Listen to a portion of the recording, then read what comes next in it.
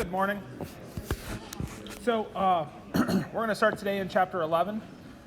We have chapter 11 left to go, and probably about a third or so of chapter 12 is what we're going to cover. So chapter 11 is on liquids, chapter 12 is on solids. We'll probably get through chapter 11, I think, by Friday's lecture, and then next Monday we'll be into chapter 12 for probably just one lecture, and then we will hit some review topics in our last lecture next Wednesday. So we're obviously rapidly approaching the end of the semester. I think we'll be getting our department-provided practice exams posted relatively soon. Until then, there's some other practice items in the daily quiz area that you can check out if you're looking for review problems. And reviewing chapter summaries is a good idea, and then book problems, if you need extra problems in the textbook, are worth looking at. Okay, so we were talking in chapter 10, obviously, about gases. So if we have a gas at a relatively high temperature, if we start lowering the temperature, that's the point at which the ideal gas law starts breaking down due to intermolecular attraction. The intermolecular attraction is the liquefaction process, or it's the nearing the point at which the gas is going to liquefy into the liquid phase. And so if you're 10, 20 degrees above the boiling point of a substance, the molecules in the gas are going to start to sense that attraction and have a greater attraction for each other. Keep lowering the temperature, eventually the gas liquefies. So in chapter 11 here, we're going to talk about some properties of liquids. And some of them probably will make a lot of sense right from the get-go of molecules that have a stronger attraction are going to have a higher boiling point. It's going to take more energy to separate particles that have a greater attraction. So I think we'll have a good appreciation for some different properties of liquids in this chapter. So we'll talk about liquids, intermolecular forces to start the chapter. We'll talk about a comparison of some gases, liquids, solids, substances that exist as those phases at room temperature, so we can get a sense of substances that have really strong intermolecular forces versus those that have medium versus weak forces of attraction. We'll talk about some properties of liquids, like viscosity and surface tension, things of that nature. And then get into heat changes for phase changes for solid to liquid to gas, and then look at vapor pressure diagrams towards the end of the chapter. Okay, so for the first section, we can kind of get a sense that the halogen group, if we look at the fluorine and chlorine, exist naturally at room temperature as gases, but bromine, Br2, exists as a liquid at room temperature, whereas iodine exists as a solid. And so you can get a pretty good glimpse of the three different phases if you just look at the halogen group of elements. Now, if we're looking at a sample of chlorine, being a gas means that our particles are going to be far away from each other, so they're not experiencing that intermolecular attraction due to being a gas.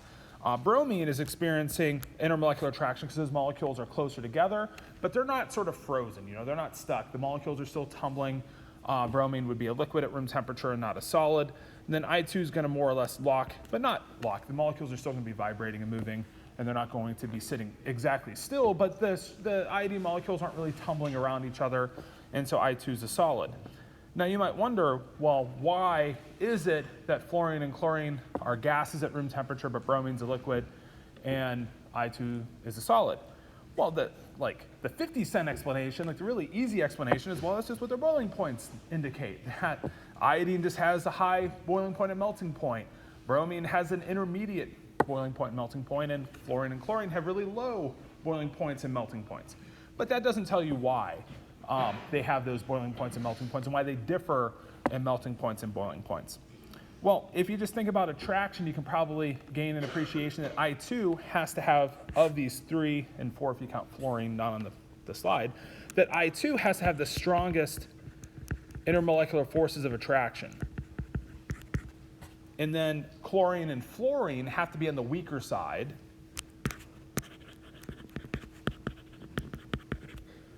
And we can interpret this from the fact that if chlorine's existing as a gas, it must not have taken much energy to break those intermolecular forces of attraction that it had in its liquid and solid phase. So if we think about going to 0 Kelvin and working our way up, fluorine and chlorine would be presumably solids, and then eventually they're going to liquefy, then eventually they're going to go through their vapor phase into the gas phase transition, so they're going to boil, go through the boiling point, and they're going to do so at a lower temperature because they have weaker forces holding those molecules together. That's what we can interpret from the fact that Cl2 has the lowest boiling point and the lowest melting point of these 3, and then I2 has the highest melting point and the highest boiling point. And so just from the thought of a substance, if it's going to boil, has to separate those molecules. We have to break the intermolecular forces of attraction. Having a higher boiling point means stronger intermolecular forces of attraction. And so then if we start to think about why that is, like so we keep going, well, why is it that I2 has a stronger force of attraction? We got to talk a little bit about the force of attraction in molecules like F2, Cl2, Br2 that are nonpolar, versus the attractive force in molecules that are polar like HCl or HF, or things that have this built-in dipole moment. So HCl is a little bit different than Cl2 or Br2 or I2. Cl2, of course, is nonpolar, meaning there's no net charge difference on either side of the molecule. Both these atoms are 0 in charge. We put two chlorines adjacent to each other, two chlorine Cl2 molecules adjacent. There's no built-in attraction between those molecules. But now I put two HCl molecules next to each other where I have these partial negative and positive charges due to the dipole moment in the molecule, due to this built-in polarity that we have. We get these built-in attractive forces. So we get a stronger force of attraction in HCl than we do in something like Cl2, just because we have already some built-in charges. And we know from electrostatic forces of attraction, the kappa Q1, Q2 divided by D, if we have two charges that are relatively close together, then they experience an attraction if they're opposite in charge. And so that's what we have in the case of HCl. So we have this relatively stronger dipole-dipole force of attraction in something like Cl2, where we don't get that. We get the dipole-dipole force in something like HCl, but we don't get it in something like Cl2. So we get no dipole-dipole force of attraction in Cl2. So, but Cl2 has to have some force of attraction. You know, like there's some mechanism by which a molecule like Cl2 is going to experience an attraction for itself, and it's going to be through inducing a dipole moment. Though what Cl2 has to do is, like the two molecules have to sort of shift their electrons to induce a dipole moment. So what Cl2 has to do is it has to induce a dipole moment, and we call that a dispersion force. And so what Cl2 has to do is it has to find some way to make a partial negative and positive side and the two molecules to pick up this sort of dipole-dipole force. So it has to like induce that in itself. And if you start thinking about a molecule's ability to push its electrons around or push the electrons in the neighboring molecule around to induce this dipole moment so it gets this attraction, it's going to be easier when the atoms are bigger, it turns out. So if you just have a bigger atom like iodine instead of a smaller atom like chlorine, you can push the electrons around easier in iodine. So being bigger is better when the sort of nuclei and the atoms have to induce these dipole moments in each other. And we'll see this in a couple of slides that compares some different sized molecules and their abilities, and it really just compares their bulk and looks at some of their trends. So let's just kind of take a step back, look at some more bulk properties. So when you have full charges, like ionic bonds in LiF, where you have the full plus, the full minus, and then instead of having a partial positive and a partial negative, we have really strong forces of attraction in something like lithium fluoride, really high boiling points and melting points for ionic solids. And so if we can have full charges, we're going to have really strong attractive forces. Very likely that those substances are going to exist as solids at room temperature due to having such strong intermolecular forces. And so if we want to boil these substances, we have to break a tremendous number of electrostatic forces of attraction. Metals, likewise, are similar in the regard that they exchange a lot of valence electrons, so they're exchanging the charge of the electrons with the nuclei of the atoms, and they tend to have high melting points and boiling points. We had pointed out back in chapter 7 that if you looked at the alkali metals, that lithium would be higher in melting point than cesium. That cesium would be lower. Cesium's melting point was just above room temperature, if you recall. So cesium is sort of almost next in line to be the next liquid element. If room temperature was about 30 degrees C, because I think its melting point's like 28 degrees C, then cesium would have been a liquid. So cesium's very close to being a liquid at room temperature, but it's just slightly, its melting point's just above room temperature. And so, but that trend is showing you that being smaller is better for metals too. You know, so if we're exchanging charge, if you remember, being closer together is better. So having smaller charged nuclei is better than having bigger, more diffuse nuclei because it spreads out the electron. If the electron's further away from the nucleus, less attraction. Make the electron closer to the nucleus on a smaller atom, greater attraction, higher melting points and boiling points. This comes up a little bit in chapter 12. Again, like we'll sort of reinforce this trend when we talk about solids more directly in the next chapter, but we can get a sense of when there's charge involved, you want the atoms or the centers of the charge to be small. When there's no charge involved, what we're going to see is you want the atoms to be big in order to have a stronger intermolecular force of attraction. So if we just say like carbon solid, diamond, or graphite, you may think, and even like if we just say, okay, you have iron metal, what's the attractive force of iron? Sometimes you may think, well, it's just one atom. How can there be a bond? Well, this is like a metallic bond. So the bond in metals is metallic bonding. The bonding in something like diamond is a covalent network. We'll look at this picture in the next chapter a little bit more directly, but it's actually a series of covalent bonds. So diamond would be a carbon atom, and then imagine like a tetrahedral like carbon, and then imagine in every spot of the tetrahedron we have another carbon. And you just keep in 3 dimensions building a tetrahedral array of carbon atoms. And so you end up with a tremendous number of covalent bonds and a really high set of boiling points and melting points for something like carbon diamond. So if you have a lot of covalent bonds where the entire structure is linked by bonds, then you have a strong structure. Like polymers are kind of this way too. We talked about them a little bit in chapter 12. Because polymers are almost like a 2-dimensional array of these covalent bonds. And so those array of bonds, very strong. But then if we get into sort of the molecules that we tend to encounter in their molecular form as opposed to some bulk structure like as a solid, we have things like nitrogen, obviously nonpolar for N2, really low boiling point and melting point. Notice that these are in Kelvin, so well below room temperature for N2. HCl had that built-in force of attraction we were talking about on the previous slide from being polar, and it has a slightly higher melting point and boiling point than N2. And so having that built-in charge improves its ability to have that intermolecular attraction. We don't easily, it's going to be hard for us right off the bat to just picture a molecule and say, okay, is it a gas, liquid, or solid at room temperature? But we can appreciate that the intermolecular force of attraction in HCl is greater than that in N2. Just because they're approximately the same size. You know, like if you start thinking of a really big nonpolar molecule versus a really small molecule that has dipole-dipole force, it's really hard to compare sometimes. But if they're relatively similar in molar mass, 28 AMU for N2, and about 36 AMU, 36.5 AMU for HCl. So not tremendously different in molar mass, and that we get a much greater set of attractive forces, higher melting points and boiling points for HCl. And so then if you make the comparison to HF, where HF does 2 things better than HCl, fluorine's smaller, and it's also more polarized. It's more partially negative charged than the chlorine is, because HF is more polar. We get a bigger set of partial negative charges in the fluorine atom than chlorine. And notice how that kicks the melting point and boiling point to be even greater.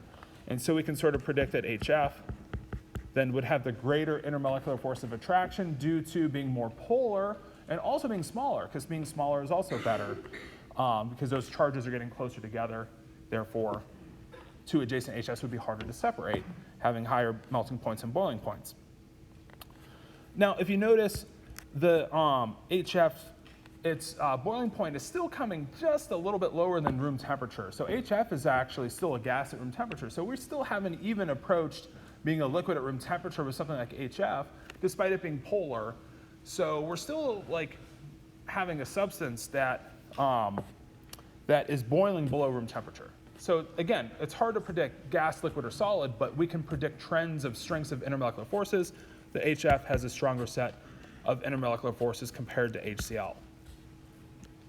Okay, and now let's sort of look at that dispersion force a little bit more clearly. Let's maybe think of helium, because I think that's an interesting atom to compare the intermolecular forces in, because for helium, noble gas doesn't really bond with anything. That's what we mean by noble gas. It has 2 electrons. We can think of having an electron on either side of the helium kind of spinning in that 1s orbital. And you can probably think if you had two adjacent heliums that were just bumping into each other as gaseous atoms, that their electrons are just randomly distributed around their nuclei, that those electrons aren't anywhere in particular. And so then at room temperature, presumably these atoms just bounce off each other and deflect and wouldn't do anything and wouldn't stick together and form any kind of sort of dimer, if you will, or any kind of molecule where they link together. And so then if you start to cool, if you start to lower the temperature of the helium, you can maybe start to have the electrons start to kind of correlate their motion together. And if we can somehow get the electrons at a low enough temperature to start going into the same direction, then we start to induce and create a dipole moment. We start to create a more negative charge on one side of the molecule and a more positive charge on the other side of the molecule. And so then this allows there to be some built-in attraction between our two helium atoms. And if not for this, I think even at 0 Kelvin, they just would have bounced off each other. So if the electrons couldn't do this in helium, then there probably would never be an attraction in two atoms of helium, and then they would never be able to liquefy. But helium can liquefy. Helium's melting point is actually about 1 Kelvin. The boiling point is about 4 Kelvin. So almost as low as you can get. So it takes a really low temperature, but even at about 4 Kelvin, if you get towards that temperature, heliums can start to, the electrons align their motions so we can induce this dipole moment, they experience the attraction, and then they can eventually form that liquid phase. So without the attractive force between two heliums, then we couldn't have had the liquid phase. So we wouldn't have had liquid helium if not for the ability of the atoms to do this. Now if you start thinking about neon, more electrons. More electrons on neon is going to be easier to push the electrons around. The same thing if you just keep going down to krypton, xenon, that as you have more and more electrons, it's going to be easier to do this. So we would probably predict that this boiling point trend would increase if we just increased the size of our noble gas. And so that's one of the things we can compare on this slide is if we look at neon, obviously 27 Kelvin's higher than 4 for helium. Helium's not shown on this slide, but neon is definitely higher than helium's. Argon continues the trend of increasing. Krypton increases in boiling point as well as does xenon.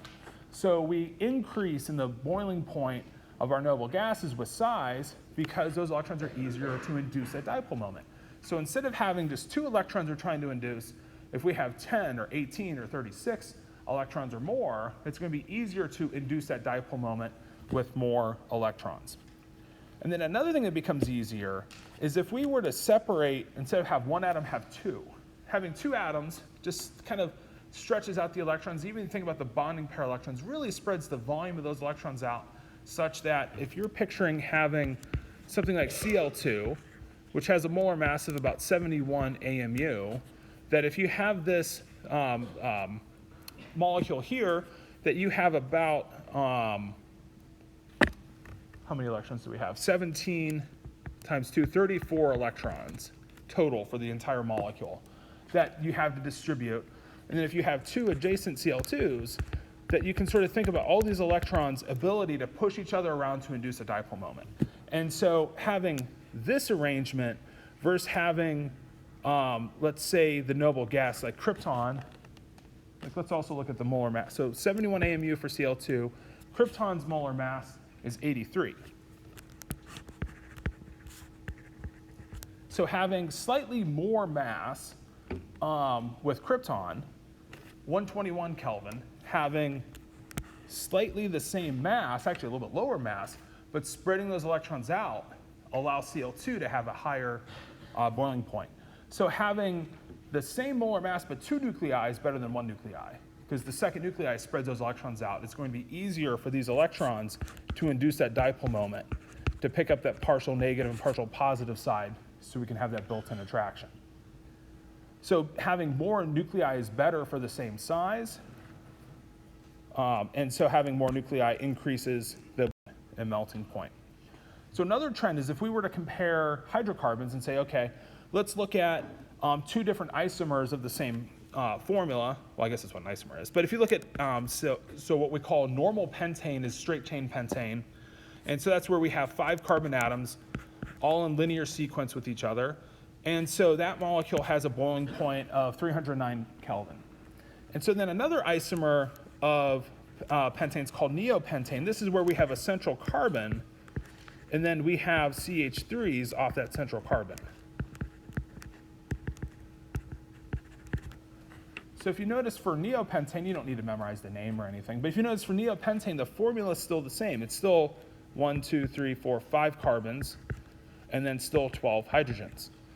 So it's the same formula, but just a different arrangement of the atoms. And so if you're two straight chain pentanes, you can probably push each other's electrons around a little bit more than if you're two like beach balls, where you're being more branched in your structure is going to make it harder to have contact points. It's going to make it harder for the electrons to shift around in the molecule. And so notice that the boiling point of that branch structure is lower. So branching is bad for intermolecular forces. So it makes it harder for the molecules to have contact with each other. Less contact means it's harder for them to push their electrons around.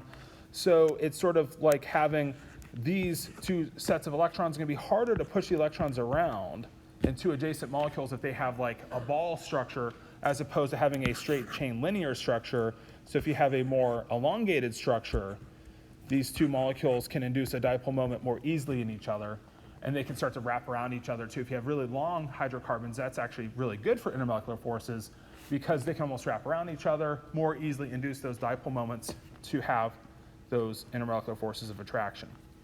So branching makes intermolecular forces weaker than having forces. And so let's compare some dipole-dipole forces.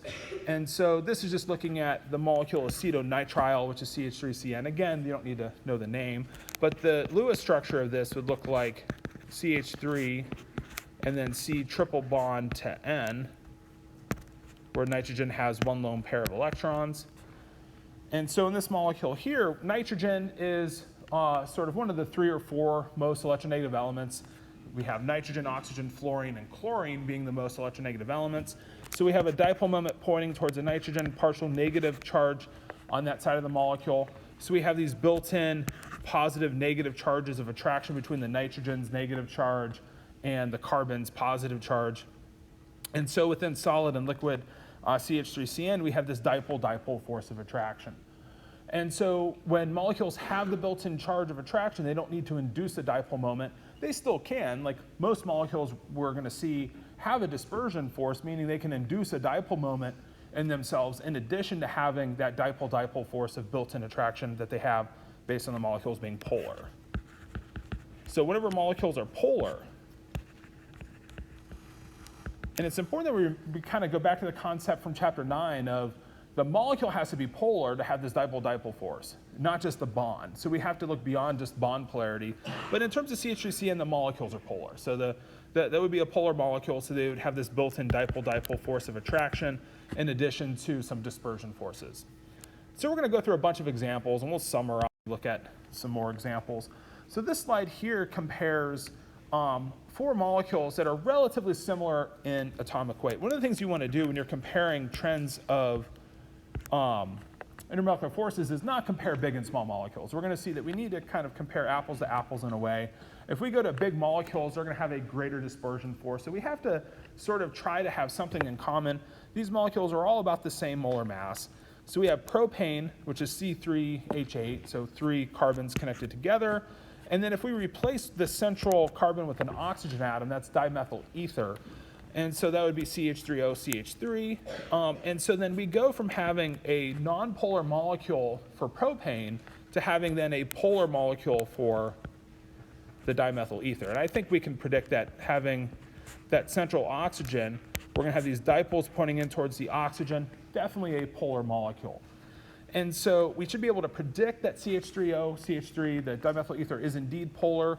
We can look up its dipole moment or notice that its dipole moment's greater than 0. Definitely have a polar molecule. And notice that its boiling point is slightly higher than that of propane.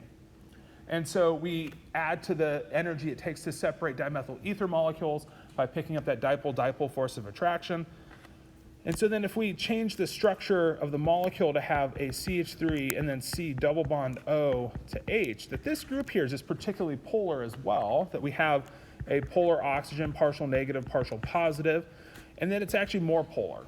Now this I don't think we could predict. I don't think we're at the point where we could have said, and asked you the question, is dimethyl ether or is acetaldehyde more polar? But I think what we can do is we can compare the dipole moments and see that we have a greater dipole moment for acetaldehyde, and that would indicate that it's more polar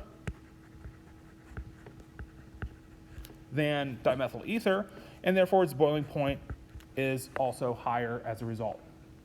And so we're increasing the energy it takes to separate acetaldehyde molecules. We're increasing its boiling point as a result. And then again, I don't think we could have predicted that acetonitrile is more polar than those two molecules, but if we compare and inspect the dipole moment, we can see that its dipole moment is greater, so indicating that of these four molecules, acetonitrile is the most polar. So if we're comparing molecules of similar size, the more polar the molecule, then the greater the dipole-dipole force of attraction, the greater the energy it would take to separate, and therefore the greater the boiling point for the molecule, and also the melting point. So we would expect the melting point and boiling point trends would follow their intermolecular force trends. So increasing polarity increases the dipole-dipole force of attraction, and then this leads to an increased melting point and increased boiling point. Primarily talking about liquids, so we're really talking mostly about boiling points in this chapter, but we can imagine melting points, we have to break some intermolecular forces too, so the boiling point trends should follow suit. And so the boiling point of acetonitrile then goes above room temperature. And so actually acetaldehyde is still a gas at room temperature. So if you're looking here, it takes a fairly polar molecule of the size to be a liquid at room temperature. But again, we're not going to predict is a random molecule a gas, liquid, or solid at room temperature, but we can compare two molecules and compare which one likely has the higher or lower boiling point. Let's look at three molecules in particular are kind of peculiar: water, HF, and ammonia. Here what we're comparing is if you go from like CH4 to the next bigger atom in its group to silicon, and then if you go to the next bigger germanium and to tin, if you look at these boiling points, so we're comparing molecular weight versus boiling point. And so from CH4 to silicon to germanium, we're increasing in boiling point as we're increasing the size of that atom. So we're just going down the carbon group with this trend here. Okay, now for CH4, for all these molecules, these are all nonpolar, just based on their structures.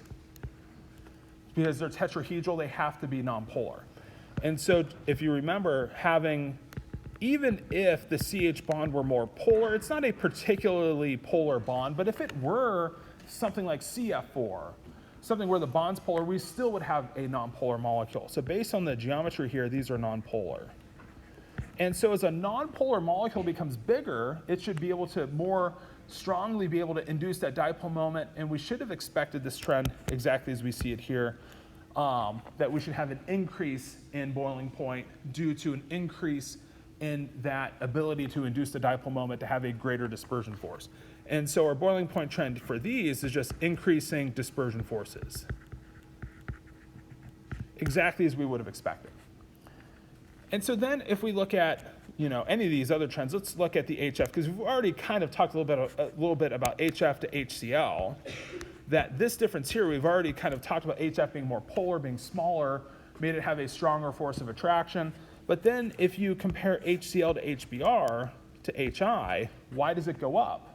Doesn't HBr become less polar and bigger, but it's also picking up dispersion forces. So as we go from HCl to HBr to HI, we're just picking up HBr is bigger, has a stronger dispersion force. So this trend here is increasing, so the HCl being weaker in intermolecular force than HBr, being weaker than HI, that these are predominantly, so these are the ranks of intermolecular forces, that this trend here is just, again, due to dispersion forces. So the increasing dispersion force just due to the increase in size. So if we have a bigger molecule of the same structure, the same, we just go from HCl to HBr to HI, being bigger allows a greater ability for those molecules to induce a dipole moment in each other, therefore a greater boiling point. And so then that's going to explain, if you go from H2S to H2 selenium to H2 tellurium, that's going to explain that trend as well. That's just a dispersion force trend. And then likewise for the phosphorus to the next atom in its group, that explains its increase. But then this increase here, for why is water, HF, and NH3, why do they go higher? Well, those are going higher because those are the three molecules that are polar enough to sort of have a strong enough dipole-dipole force built in, and also to benefit from being small. So these are molecules that benefit by being able to be polarized with reasonably big charges, but also then being small to sort of benefit from that kappa Q1, Q2 divided by D being close together with that relatively high charge. And so we call these three molecules here, we call this a hydrogen bond. So we call these three molecules, or really anything where you can have hydrogen directly bonded to NO or F.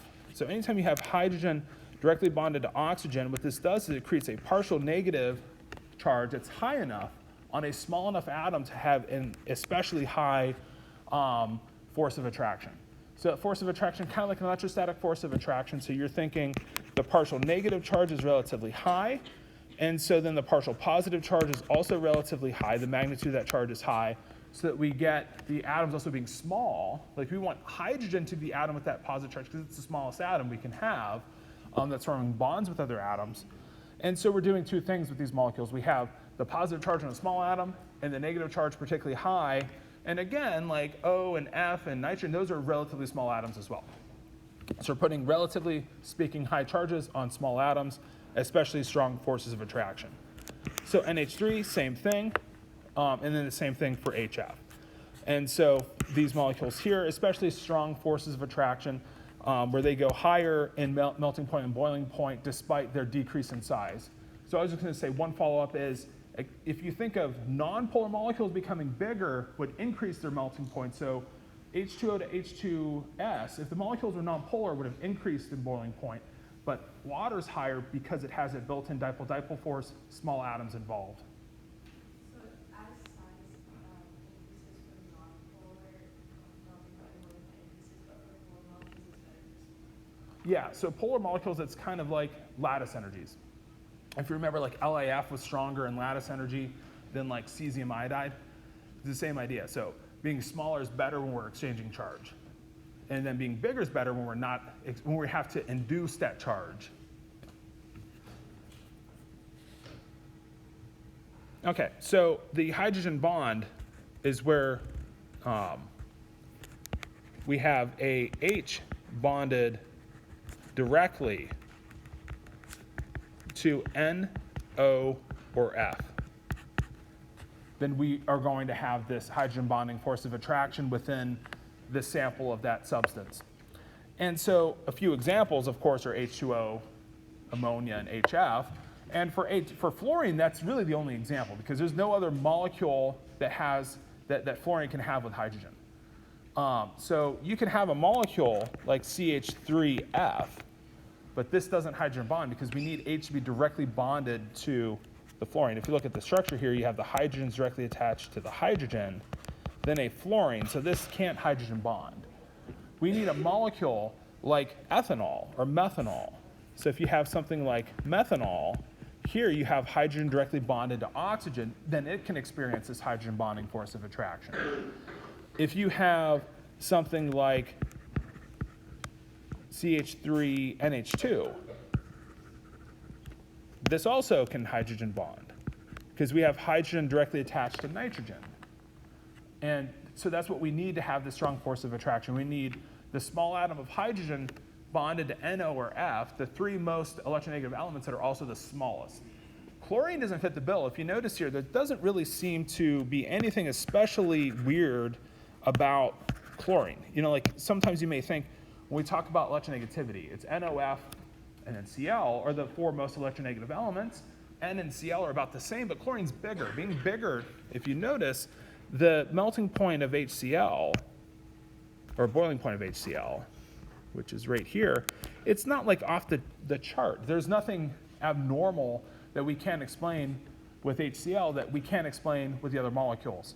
So like, if you notice that we just get the increase each step of the way, so chlorine's not off the chart. HF's off the chart. HF's off the chart because it's not lower in boiling point than HCl. So it's the NO and F, H directly attached. What that does is it creates especially high charges on those atoms, and those atoms are small. Okay, so now this question is almost better if we looked at this like in a week or something, you know? So let's make sure that a question like this we don't, forget and only be able to do right now. But just think for a minute, which of these molecules, and we've kind of almost have answered it just from what we were talking about in the previous slide, but which molecule here can exhibit hydrogen bonding intermolecular force of attraction? So take a minute on this one.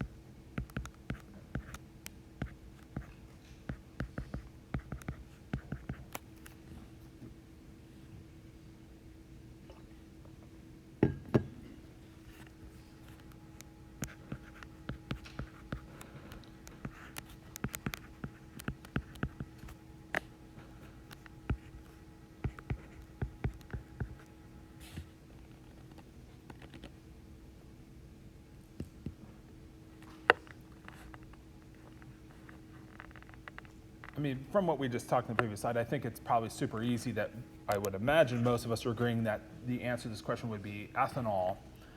But in case it's not, let's just take a few moments to remind ourselves that the fluorine to carbon, what this does is the electronegativity difference isn't high enough between C and F. So carbon's too big. Fluorine isn't able to pick up as high of a partial negative charge here. And then even if it did, the hydrogens aren't as positive either. So the problem with this molecule is that fluorine isn't as negative as it would have been in something like HF. And then the hydrogens, it's really the other problem is the hydrogens are almost neutral. Like the electronegativity difference between H and C is not very big. And so the hydrogens are relatively close to zero due to that electronegativity difference. Like they really needed something like F to pull their electrons away from them to put that partial positive charge on that really small H atom. And so these charges being zero mean we're not picking up that especially strong hydrogen bonding force of attraction. So that's why something like CH3F wouldn't have this hydrogen bonding force of attraction. If it did, we would expect it would have a much higher boiling point than it would have otherwise. So the hydrogen bonding force, what it does, it sort of adds to the boiling point or melting point from what you might have expected it to otherwise have without it. Now, ethanol has this because, again, we have hydrogen directly attached, so we create that positive charge, that relatively high partial positive on hydrogen, and that relatively high partial negative on the small oxygen. Two adjacent ethanol molecules benefit from having those built-in charges and have a relatively strong force of attraction as a result. And then the ether doesn't have hydrogen directly attached to O, so we're not creating especially polarized H atoms. We have a partial negative oxygen, but that's about it. And so we kind of need something smaller to go along with that oxygen to have this H bonding force of attraction. Let's talk a little bit about ion dipole forces of attraction. These, we can probably think of these mostly from like chapter 4 when we were thinking of water-soluble ionic compounds. So for the water-soluble ionic compounds from like our solubility rules from chapter 4, something like NaCl, KCl, et cetera, would be soluble in water. And we had talked about the process for the dissolution of something like NaCl in water was due to this mutual force of attraction between the water's positive charge on hydrogen and the chlorine minus charge. And then the oxygens flip around to the oxygen atom surrounding the positive charge on sodium. So you get these ion dipole forces of attraction. You get the positive charge of sodium interacting with that negative charge on the oxygen atom. And again, the fact that oxygen is relatively small and that charge is relatively high gives this a relatively high force of attraction. And so if you try to dissolve compounds like NaCl and compounds that don't have this ion dipole force of attraction, if you try to dissolve NaCl in like an organic solvent, something that doesn't have this H bonding force of attraction, doesn't have these really strong plus and minus charges built into the water, then you don't have the ability to have NaCl dissolve. So what NaCl is doing is it's trying to say, I have this strong force of attraction in the solid. Do I want to replace that strong lattice energy, that strong force of attraction between the plus and minuses, I can do so if I replace it with an equally strong or stronger force with water. If we replace water with a different solvent that doesn't have as high of these partial positive and negative charges on the O and H, then we can't do this. And then we're not sort of creating these charges with this strong ion dipole force of attraction. And so the ion dipole force of attraction, what we want is the ions to be smaller. So smaller ions have greater ion dipole forces. So being smaller is better.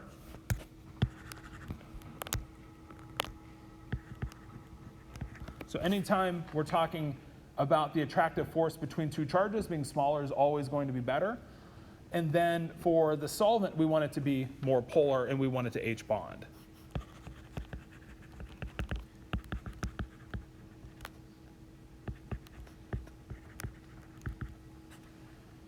So we'd rather use something like water than ethanol. So ethanol has H bonding, but we have that longer like CH3CH2 chain that's going to kind of get in the way. So we want the charges to be small. So having two hydrogens is going to be better with a positive charge than having just one. So being smaller in terms of our molecule is going to be better for that solvent too. So it helps the charges get closer together. Okay, so we can compare some intermolecular forces for different types of substances. For atomic substances, so atomic gases, so these are like basically just our noble gases. So the attractive force in noble gases would just be that dispersion force. So meaning the noble gases like helium, neon, et cetera, they don't have dipole-dipole forces, H bonding forces, or ion dipole forces for the obvious reasons. They're nonpolar, and there's of course not an ion present within those substances. So then if we look at nonpolar molecules, so anytime we have a nonpolar molecule like CH4, even something like CF4, even something that has polar bonds, something like CO2 would also be a nonpolar molecule. So we can talk about nonpolar molecules that still have polar bonds fit into this category too, that they only have the dispersion force of attraction. So something like CO2 has to still induce a dipole moment in itself to be attracted. It doesn't really pick up any benefit from already being, its bonds already being polarized. So CO2, we have to kind of go back to this being nonpolar. So think about two adjacent CO2s have to somehow pick up a partial negative and partial positive side. So we somehow have to push the electrons around in adjacent molecules to pick up these charges. Now, you might start thinking like, well, why don't you do this instead? But you have to remember that the structures, that they're almost like locked into a geometry. And so if you picture two CO2s directly on top of each other, you still have oxygen on oxygen. They still have to induce that dipole moment. If they're side on side, they have to induce a dipole moment as well. So they don't benefit from already having the dipole moment. They still have to induce it in order to have a built-in attraction. And so if you also go to CO2, it has a really low boiling point and melting point, actually sublimes. But it does so at a really low temperature such that it's a gas at room temperature. And so CO2, again, doesn't benefit from having polar bonds because they're situated in such a way that the molecule is nonpolar. So only dispersion forces within nonpolar molecules. And then when we have polar molecules, the question is, does it H bond or does it not H bond? And so when we have polar molecules without oxygen with a hydrogen directly attached, or without nitrogen with a hydrogen attached, or HF, because that's practically the only fluorine compound that can have hydrogen attached because it only forms one bond. And so in those molecules that don't have H bonds, then we pick up the dipole-dipole force of attraction. And then if we pick up the H bonding force of attraction, then that would be greater.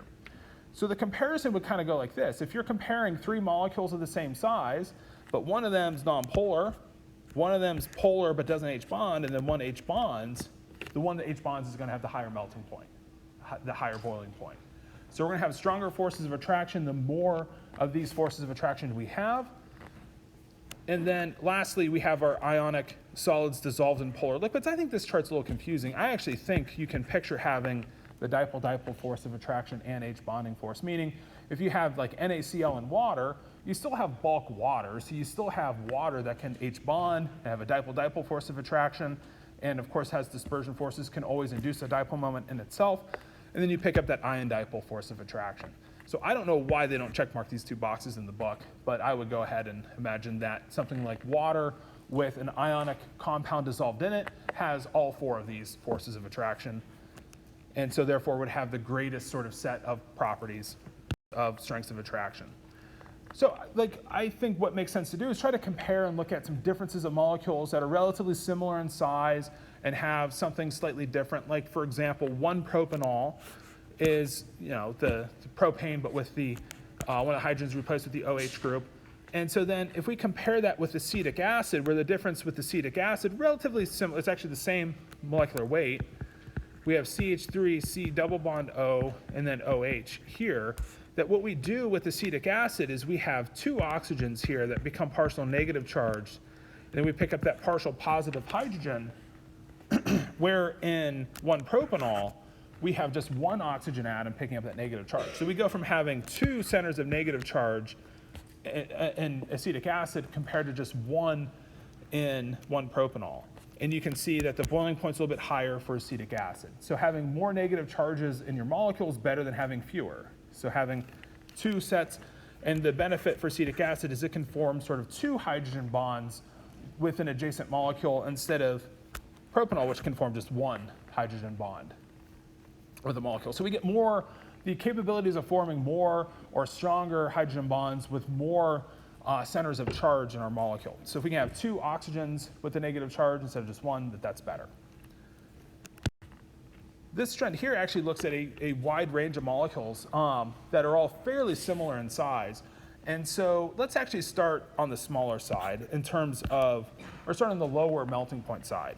So xenon versus radon. So melting points and boiling points still well below room temperature for xenon, and then radon's even bigger. Radon's what you sometimes buy like a mitigation kit in your house maybe. If you have like a little vent off your basement, it's basically just an exhaust fan that's trying to pump air out of your basement that might have radon in it. But radon, heavy, noble gas, so it's going to sit at the bottom of your basement. It's kind of what Edwin was getting at earlier, that gases will tend to settle over time, but if you just fill a gas mixture, that they're going to be random within the mixture, if that makes any sense. So that you can imagine a bulk sample eventually will settle, but if you have just an individual sample, that the particles will just be randomly distributed. Kind of. But anyway, so radon still has a higher boiling point than xenon because it's bigger. Notice the molecular weight here is 222 AMU for radon, about 131 AMU for xenon. So relatively big in terms of their molar masses, but just centered on 1 atom. And so then if we take Br2, notice that it's about in the middle of those 2 molar masses. Its molar mass is about 160. And then it's nonpolar as well. So just like xenon and radon, it's nonpolar. But notice that its boiling point goes above room temperature. And you see, because this is having the 2 nuclei instead of 1, spreads those electrons out, makes it easier for 2 bromine molecules to induce that dipole moment, and themselves so having 2 nuclei of similar size is better than having 1. And you can see that with the boiling point being much higher. And so that's what is good for Br2. That's what's good for I2s being even bigger than bromine. So I2 even higher because it's bigger than bromine. But now if we go to a straight chain hydrocarbon that's of relatively similar molar mass, about 170 AMU for the molecule dodecane, that's 1, 2, 3, 4, 5, 6, 7, 8, 9, 10, 11, 12 hydrogens. So C12 and with the proper number of hydrogens, no dipole moment, so nonpolar molecule. And so instead of having 2 atoms, we now have 12 plus the hydrogens. We have a bunch of atoms, so we can really spread out the electrons, more easily induce a dipole moment. Notice that the boiling point is a lot higher than in Br2. So having, however many atoms that would be, more than bromine is better. So instead of having 2 atoms, we have 30 plus atoms. That's better for dodecane. And that increases its boiling point. And then lastly, for glucose, glucose does something kind of similar to dodecane where it has a bunch of atoms, but then it chooses atoms or has atoms that are polar. So we have these hydroxyl groups which can hydrogen bond. And so we have 1, 2, 3, 4, sort of 5 oxygen centers of charge. We can form all kinds of hydrogen bonds between glucose molecules that are adjacent to each other. The one issue we have with glucose, though, is it decomposes instead of just like going through a normal melting point and boiling point. So it never just melts and then boils. It kind of decomposes, caramelizes. If you've ever heated up table sugar, you've probably seen this before to make caramel. So it doesn't go through the normal process of boiling. If it did, it would have had a much higher boiling point than that of dodecane. So you can kind of get a sense that the melting point here is a lot higher than dodecanes. We don't get a normal boiling point, so we can't compare the boiling point just from the nature of this molecule decomposing before it gets to that point. And so what this here is comparing is having H bonds with a similar molar mass will give the substance a higher melting point and boiling point. Having a longer molecule is better than having a smaller number of atoms is better, and then having 2 atoms is better than 1. So having more atoms is better, having them straight chain is better, or having H bonds are better in terms of increase. So it would be C12, and it's going to be H26. It's going to be 2 times 10 for 20, and then the CH3 is on the end. Yeah, so H26. And this, of course, is C6H12O6 for glucose of intermolecular attraction. What's the chemical formula for dodecane? All right, so these molecules here, let me actually just ask you guys to think about this for a minute or two. This question kind of comes back to branching. So we kind of come back to having a branch point in these structures, and we need to think, is that good or bad for intermolecular forces? So let me let you guys think of this one here.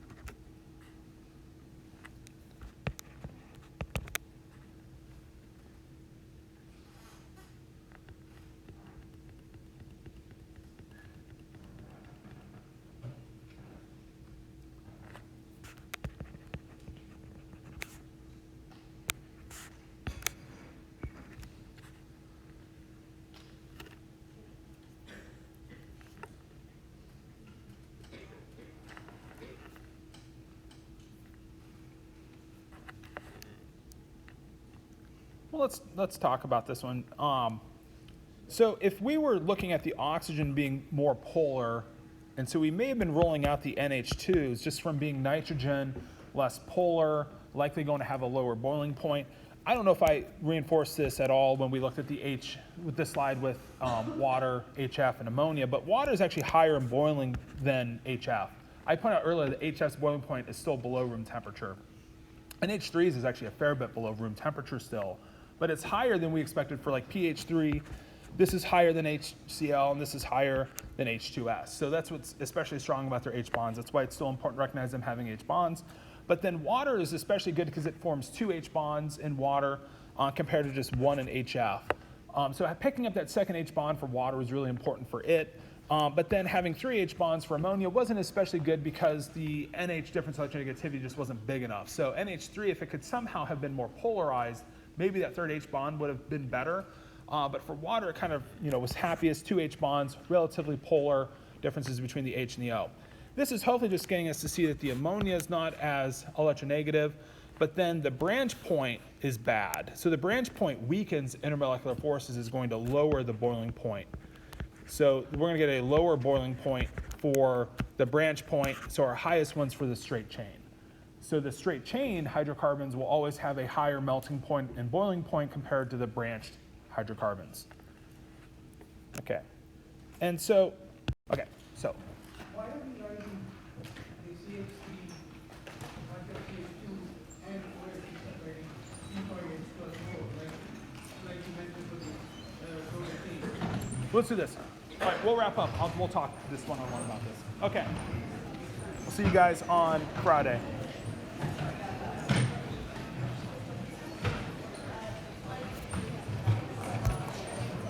There, I think, well, yeah. Well, let me just say this, and I'll go back to that in a minute. So for this question, we'll just pick up from the next class on looking at a couple of different molecules and comparing their strengths of intermolecular attraction.